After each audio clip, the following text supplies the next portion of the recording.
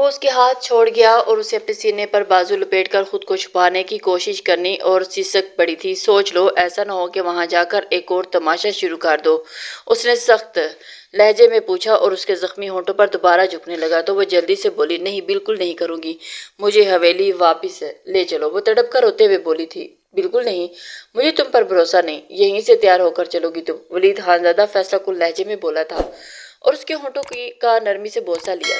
اس سے الگ ہوا، وہ زمین پر پڑا اور ایک اور بیگ اٹھا کر بیڈ پر رکھا اور اسے کھول کر اس میں سے شادی کا ڈریس نکالا۔ شرافت سے 5 منٹ میں پہن کر آؤ۔ ڈریس اس کی طرف بڑھا کر بولا تھا۔ وہ مردہ قدموں سے ڈریس تھام کر واش روم کی طرف بڑھی تھی۔ بھاری جوڑا پہنے وہ باہر آئی تو ولید خانزادہ صوفے پر بیٹھا، پارلر والی کو اندر بھیج رہا ہوں، کچھ بھی انکار کیا تو مجھے واپس آنے میں دیر نہیں لگے گی۔ سارا خاندانی زیور تمہیں پہننا ہے، انکار مجھے پسند نہیں، تمہاری طرف سے انکار نہیں ہونا چاہیے کسی بھی کارروائی میں، وہ حکمیہ لہجے میں بولا تھا۔ جی جی، ماہین نے اتنے کہے پر نظر پھیر لی۔ ولید کی نظر اس کے زخمی ہونٹ پر پڑی جہاں خون جم گیا تھا۔ اس نے پانی کا گلاس لے کر ہاتھ نم کیے اور اپنی انگلی کی پوروں سے صاف کرنے لگا۔ وہ چاہنے کے باوجود بھی اس کا ہاتھ نہ جھٹک سکی، پر اس کا جسم کپ کپانے لگا۔ ریلیکس ماہین، ولید خانزادہ، عشق کے اور امتحان بھی باقی ہیں، اس کے کپ کپانے پر طنز کرتا ہوا بولا تھا۔ ماہین کو اپنی جان نکلتے ہوئی محسوس ہوئی اور ولید نے اس کی کمر میں ہاتھ ڈال کے اپنے قریب کیا اور کہا، آؤ جوس پیو، پھر ہی تو ہمت آئے گی، آخر بولڈ ہے میری بیوی، اتنے میں کمزور پڑ گی تو ولید کا لہجہ مذاق اڑاتا ہوا تھا۔ اسی لمحے جوس کا گلاس اس کے ہونٹوں سے لگا گیا۔ ولید خانزادہ، اس کی آنکھوں میں نمی بڑھنے لگی اور وہ گھونٹ گھونٹ پینے لگی۔ اور نہیں رونا، ورنہ میک اپ کیسے کر پائے گی پارلر والی؟ اور ماہین، تمہارا میک اپ بالکل خراب نہیں ہونا چاہیے، مجھے تم حسین ترین ہو کر ملو میرے بیڈ پر، روتی بلکتی سسکتی ہوئی بالکل نہیں، پارلر والی کو بھیجتا ہوں۔ ولید خانزادہ نے اچھی طرح سے وارن کیا تھا، اس کے گالوں پر اپنے ہونٹوں کا لمس چھوڑتا ہوا وہ اسے کمرے میں چھوڑ آیا تھا اور اسے اس کی بے بسی کا اچھی طرح سے اندازہ کروا گیا تھا۔ پھر اسے پارلر والی نے اچھی طرح سے تیار کروایا اور اس نے کوئی احتجاج نہیں کیا اور تیار ہو کر ولید خانزادہ کے ساتھ حویلی آ گئی تھی۔ ولید خانزادہ نے مولوی سے کہہ کر ایک بار پھر نکاح پڑھوایا تاکہ ماہین کی تسلی ہو سکے، اور ماہین اس قدر خوفزدہ تھی کہ دوبارہ ہونے پر نکاح اسے قبول کر گئی تھی۔ رخصتی کے وقت ماں باپ اس کے پاس آئے تو ہاتھ کے اشارے سے ان کو روکی اور بولی تو لہجے بے پناہ سرد تھا اور سرد انداز میں بولی تھی، لاشوں کو گلے نہیں لگایا کرتے اور نہ ہی ان سے کوئی بات کرتے ہیں، ان کو جاتا ہوا دیکھتے ہیں، بس پہلے میں مری تھی آپ لوگوں کے لیے اور اب آپ میرے لیے مر چکے ہو۔ اتنا کہہ کر وہ بغیر ملے ہی آگے بڑھی تھی۔ ولید خانزادہ کو تو بے انتہا شکر تھا کہ یہ سب اس نے آہستہ لہجے میں کہا تھا کہ وہ صرف اس کے ماں باپ اور بہن سن سکے اور کسی نے سنا ہی نہیں۔ اس کا رویہ دیکھتے ہوئے اس نے رخصتی اپنے فارم ہاؤس کروائی تھی۔ حویلی کے بجائے سارا اور کبیر ان کے ساتھ آئے تھے۔ فارم ہاؤس تاکہ اپنے روایتی انداز میں بٹھائے اور صرف اس کی ضرورت کا سامان دے کر دوبارہ حویلی چلے گئے تھے۔ اور جب سارا نے ماہین سے پوچھا کسی چیز کی ضرورت تو نہیں تو اس نے بدتمیزی بھرے انداز میں کہا، زہر ہو تو لا دے، اس کی سخت ضرورت ہے، جس پر سارا ہکا بکا ہو کر اپنے کمرے میں تنہا چھوڑ کر چلی گئی تھی کیونکہ اسے اندازہ تھا کہ شاید وہ کچھ اور بولی تو ماہین اور بدتمیزی کرے گی۔ ولید خانزادہ ضبط کر گیا پر شدید شرمندگی ہوئی۔ ماہین کے اس قدر پر سارا نظر جھکا گئی اور اس کے پاس سے نکل گئی بغیر کچھ جتائے۔ پھر ولید خانزادہ بھی کمرے میں آ کر اسے اچھا خاصا ڈرا دیا۔ یوں دو اجنبی ایک نئے سفر پر نکل چکے تھے۔ اب وقت نے بتانا تھا کہ اس رشتے کا کیا انجام ہوگا۔ شادی کی اگلی صبح وہ اسے آوازیں دے رہا تھا، ماہین اٹھو، صبح کے 10 بج رہے ہیں۔ وہ تھک گیا تھا۔ اس کے جاگنے کا انتظار کرتے ہوئے بالاخر اسے جھنجھوڑ کے اٹھایا جس پر وہ منہ بنا کر اٹھی تھی اور ایک بھرپور انگڑائی لی تھی۔ اس نے وہ مبہوت ہو کر دیکھنے لگا تھا اسے۔ ماہین جلدی سے بیڈ سے اٹھی اور واش روم کی طرف جانے لگی۔ ولید نے بیچ میں آ کر روکا اور اس نے سوالیہ نظروں سے دیکھا۔ صبح کو اٹھ کر سلام کی عادت ڈالو خود میں، صبح کمرے سے باہر نکلو بڑوں کو ضرور سلام کرنا چاہیے۔ ولید کے حکم کو اس نے دانت پیس کر سنا تھا اور ضبط کرتے ہوئے لہجے میں اسے سلام کیا اور جس کا جواب اس نے نرمی سے دیا۔ ماہین کے چہرے سے صاف ظاہر تھا کہ وہ اپنے امڑتے ہوئے غصے کو قابو کرنے کی کوشش میں تھی۔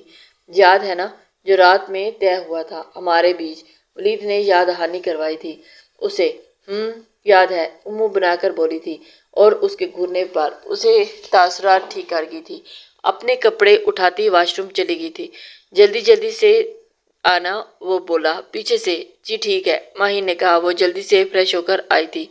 سمپل ڈریس میں بھی وہ پیاری لگ رہی تھی۔ کچھ جویلری پہن لو ماہین، وہ نرمی سے بولی تھی اور اس کے کہنے پر اسے پہننی پڑی تھی جویلری۔ ہاتھوں میں کنگن پہنے، وہ تو ولید نے رنگز بڑھا دی اور جسے بھی اس نے پہنی اور اسے یہ جویلری اضافی بوجھ لگ رہی تھی، پر مجبوری سمجھ کر پہنی۔ ولید خانزادہ خود سے بولا، عجیب مصیبت ہے، اب تم ہی سب سکھاؤ گے نا اپنی بیوی کو۔ ماہین باہر نکلنے لگی تو اس نے کہا، دوپٹہ تو پہن لو اپنے آپ۔ اسے اپنی بے وقوفی پر شرمندگی ہوئی۔ سوری، میرے ذہن سے نکل گیا۔ ولید کو حیرانگی ہوئی اور اس کی کہی بات پر جانے کیوں دل کو اتنا یقین نہیں آ رہا تھا کہ وہ اتنا جلدی بدل سکتی ہیں اور اتنی باتیں مان رہی ہے اس کی۔ تو ولید نے اس کا دوپٹہ پن اپ کروا دیا تھا۔ یوں وہ دونوں باہر ایک ساتھ آئے اور حویلی آ گئے جو 10 منٹ کی دوری پر تھی فارم ہاؤس سے۔ حویلی میں دونوں کو ساتھ دیکھ کر خوشی ہوئی۔ بڑوں کو، خاص کر ماہین کے لباس نے سب کو خوشی دی تھی، جس پر سر پر دوپٹہ لیا ہوا تھا۔ ولید کے کہنے کے بعد کسی کو بھی امید نہ تھی کہ وہ اس قدر نارمل ہو جائے گی، اور وہ بھی اتنا جلدی۔ اس نے سارا سے معذرت کی اور اپنی رات کر بات کر کے سارا نے اس کے ہاتھ تھام کر اسے تسلی دی۔ وہ تو بھول بھی چکی ہے ایسی بات۔ کچھ دیر بعد وہ معذرت کرتی اٹھی تو مناہل بھی اس کے پیچھے اس کے روم کی طرف چلی آئی۔ حویلی میں ان کا روم سیٹ تھا اور مناہل بولی، ماہین آپی پلیز مجھ سے تو بات کریں، میری کوئی غلطی ہے تو میں معافی مانگتی ہوں، پر مجھ سے ناراض نہ رہیں۔ مناہل عاجزی سے بولی، جس پر ماہین بولی، مجھے دیکھو اور بتاؤ، یہ میں تمہاری ہی بہن ہوں آپی، کیا ایسی تھی؟ یہ زیور نہیں زنجیریں ہیں جس سے مجھے باندھ دیا گیا۔ نہیں دکھتا میں مر رہی ہوں، میری گھٹن نظر نہیں آ رہی کسی کو، یہ میری خوشی نہیں ہوں میں ہوش۔ جس شخص کے پاس تم لوگوں نے مجھے قید کیا ہے اس نے مجھے زرخیز غلام سمجھا ہوا ہے۔ میری مرضی نہیں اسی کی مرضی چلے گی۔ اب میری سانسوں پر وہی حاکم بن کر بیٹھا ہے۔ اسے پتا ہے میرے آگے پیچھے کوئی نہیں، کچرے کی طرح پھینکا ہے مجھے میرے ماں باپ نے اس پر۔ یہ ذلت میرے لیے کسی نصیب میں لکھنے کا شکریہ کہہ دینا ان لوگوں سے، ماہین شدت سے کہہ رہی تھی اور آنسو اس کے بہہ رہے تھے تو مناہل بھی روئے جا رہی تھی۔ آپی ایسے نہ کہیں، ولید بھائی بہت اچھے ہیں، مناہل نے اسے سمجھاتے ہوئے کہا تھا۔ ہوں گے، جب ایک لفظ بھی ولید کے بارے میں مت کہنا، اور اس کی دی اذیت کم ہے، تھوڑی زیادہ درد مجھے اپنے نے دیا ہے جو میرے اپنے کہلانے کے لائق بھی نہیں، ماہین نے شدت سے کہا تھا۔ اور مناہل اگر ذرا سی بھی مجھ سے محبت ہے تو جلدی امریکہ واپس چلی جاؤ، ورنہ تمہاری بھی زندگی خراب کر دیں گے یہ لوگ۔ ماہین کے لہجے میں اپنی پامالی کا دکھ بول رہا تھا اور آپی مناہل کے حیرت سے شدت سے بول رہی تھی، چلی جاؤ مناہل، اب مجھے کسی اپنے کی ضرورت نہیں، میرے پاس آ کر مجھے اور تکلیف نہ دو، میرے حصے کے غم مجھے اکیلے ہی سہنے دو، اگر ہو سکے تو مجھے مردہ سمجھ کر مجھ پر فاتحہ پڑھ لو، مجھے زندہ دفن کر ہی چکے ہو تم سب۔ ماہین اتنا کہہ کر اپنے کمرے میں بند ہو گئی تھی اور مناہل دکھی ہو کر واپس پلٹ گئی۔ ولید خانزادہ ان دونوں کی باتیں سن چکا تھا اور افسوس ہوا اس یہ ماہین کی سوچ پر۔ یہ ٹھیک نہیں کیا تم نے ماہین، رات کو ولید نے اس سے کہا، اور روم میں تو آتے ہی جو صوفے پر لیٹی ایک کتاب پڑھ رہی تھی اسے دیکھ کر اٹھ بیٹھی اور بولی، میں نے کیا کیا ہے؟ وہ معصومیت سے آنکھیں پٹپٹا کر بولی تھی۔ وہ اس وقت تک سارا زیور اتار چکی تھی اور سادہ سی شلوار قمیض پہنے ہوئے تھی۔ زیادہ معصوم بننے کی ضرورت نہیں، چچا جان، چچی اور امی کے ساتھ ساتھ اتنا روڈ کیوں ہوئی ہو تم؟ ولید خانزادہ نے کہا، میری مرضی، کیونکہ یہ میرا اور میرے پیرنٹس کا معاملہ ہے، اب بیچ میں نہ پڑے تو اچھا ہوگا، ماہین نے چڑھ کر کہا تھا۔ ماہین، مجھے سختی کرنے پر مجبور مت کرو، تمہیں میں اجازت نہیں دوں گا اس طرح کے رویے کی، ولید نے سختی سے کہا تو ایک تو مناہل کو دن میں رلایا اور اس نے دوسرے شام میں اپنی ماں سے بولی، پلیز یہ ڈرامے اپنی دوسری بیٹی کے لیے رکھے، مجھے ضرورت نہیں ہے ان سب کی۔ یہ کہتے ہوئے ماہین کی آنکھوں میں شدید نفرت اور غصہ تھا اور اس کی آنکھوں میں آنسو جھلملا گئے تھے، اور اس کی بے رخی پر ماہین اٹھ کر جانے لگی تو اس نے بازو دبوچ کر بولا، ماہین، میں تمہیں کسی کے ساتھ بدتمیزی کرنے کی اجازت نہیں دے سکتا۔ وہ قطعیت سے بولا تھا، کیا میں آپ کو موم کی گڑیا لگتی ہوں جو اپنے انداز میں اتنی آسانی سے ڈھال لیں گے مجھے؟ میری مرضی اور رائے نہیں ہو سکتی کیا؟ مہین اپنا بازو چھڑوانے کی کوشش میں ہلکان تھی اور ساتھ بولی بھی تھی، موم کی گڑیا ہو تم مہین، کیا میرے نرم لمس سے پگھل سکتی ہو یا نہیں؟ بس یہی دیکھنا چاہتا ہوں، وہ گمبھیر لہجے میں کہتا ہوا اسے پریشان کر گیا۔ پلیز ولید، آپ کے مہین گھبرا گئی تھی۔ شش مہین، مجھے محسوس کرنے دو اس موم کی گڑیا کو، ولید خان زادہ نے کہا۔ وہ تو سانس روک گئی اور اس کے اس انداز پر وہ اس کے گلے سے دوپٹہ نکال کر اس کے کندھے پر اپنا لمس چھوڑ گیا تھا۔ وہ کانپ کی تھی اور اندر سے اب کہ اس کے ہونٹوں پر جھکنے لگا اور اس کے ہونٹ کانپ رہے تھے۔ وہ آنکھیں بند کر گئی تھی، درد کی عجیب سی لہر اس کے سینے میں جاگی تھی۔ وہ بے بسی کی انتہا محسوس کرتی ہوئی مہین نے خود کو ڈھیلا چھوڑا تھا۔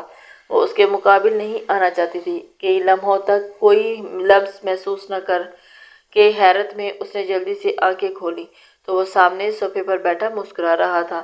مہین نے سکون کا سانس لیا اور مجھے ڈر لگا کہیں تم واقعی ہی پگھل گئی ہو تو میرا کیا ہوگا؟ پھر تمہارے لیے مجھے اپنے جذبات سرد نہ کرنے پڑ جائیں، اس نے کہا ہنستے ہوئے۔ اور ادھر آؤ مہین۔ اس کے بلانے پر وہ مردہ قدموں سے صوفے کے پاس آ کھڑی ہوئی۔ بیٹھ جاؤ، ولید نے اپنے پہلو میں بیٹھنے کی پیشکش کی۔ نہیں میں کھڑی ٹھیک ہوں، وہ منمنائی۔ وہ اس کا ہاتھ تھام کر اپنے پہلو میں گرا گیا۔ وہ بھی تو اس کے ایک جھٹکے پر اس کے پہلو میں آ گری تھی۔ سنبھل کر جلدی سیدھی ہو کر بیٹھ گئی تھی۔ کیا تم چاہتی ہو کہ میں پہلے جیسا ہو جاؤں تمہارے لیے؟ ولید اس کے کندھے پر اپنا بازو رکھتا ہوا بولا۔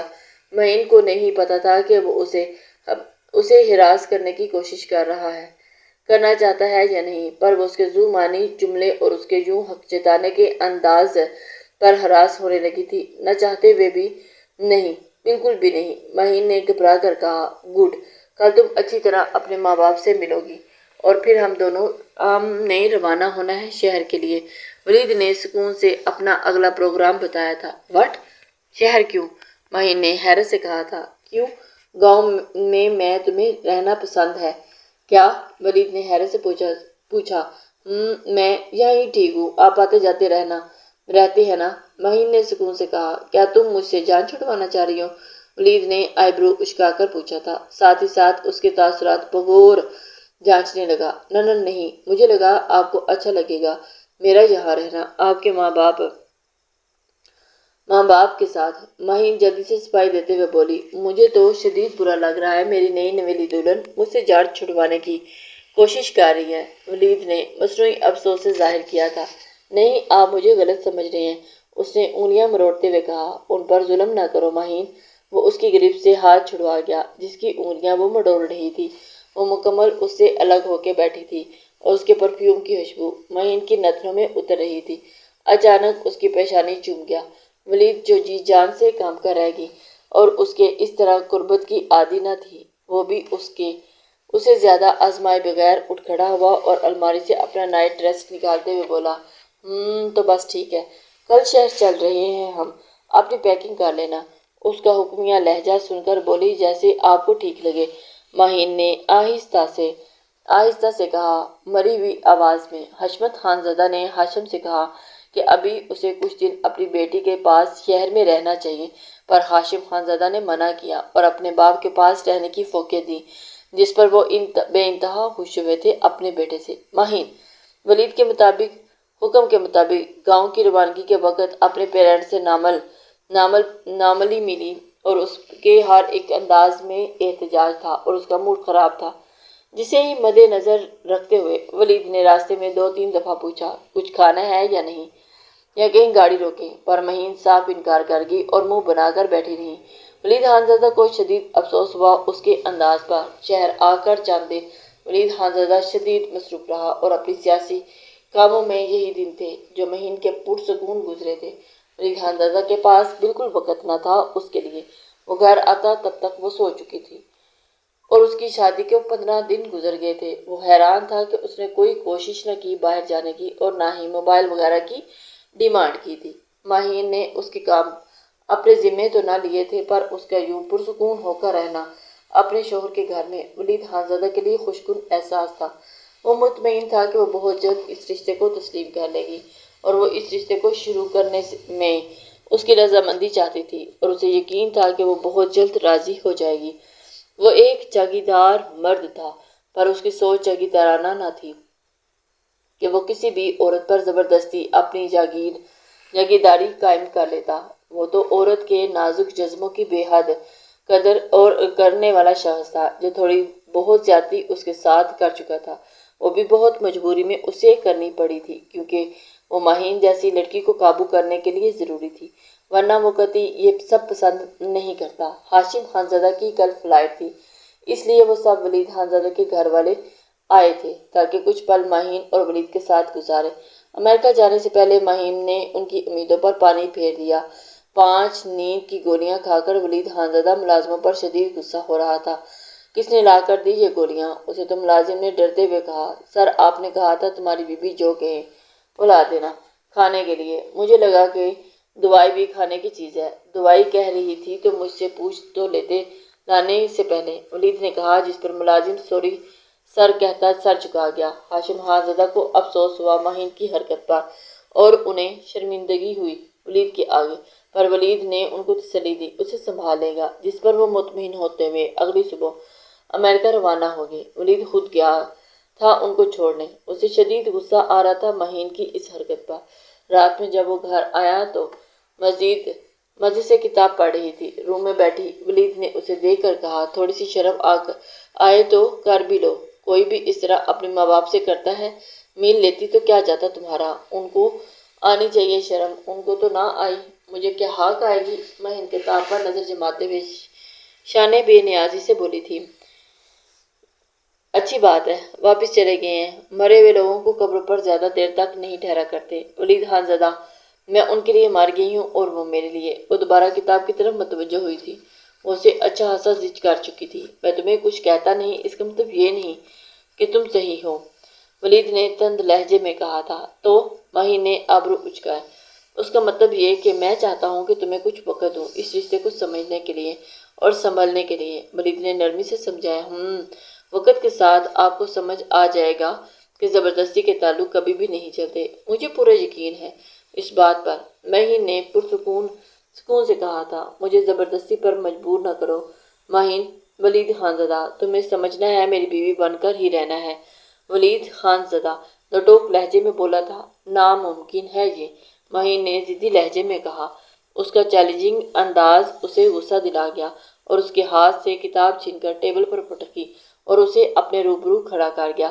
میں چاہوں تو منٹوں میں تمہاری اکڑ، تمہارا غرور توڑ دوں اور تمہارے اندر میری بیوی ہونے کے احساسات جگا سکتا ہوں، سمجھی تم؟ اس کے لہجے میں غرور تھا، اپنی مردانگی کا۔ ہاں سمجھ گئی، آپ سوائے زبردستی کے کر ہی کہہ سکتے ہیں، ماہین نے نڈر لہجے میں بولی تھی۔ کہو تو دکھا دوں زبردستی کا ایک ٹریلر؟ اس کے کان میں سرگوشی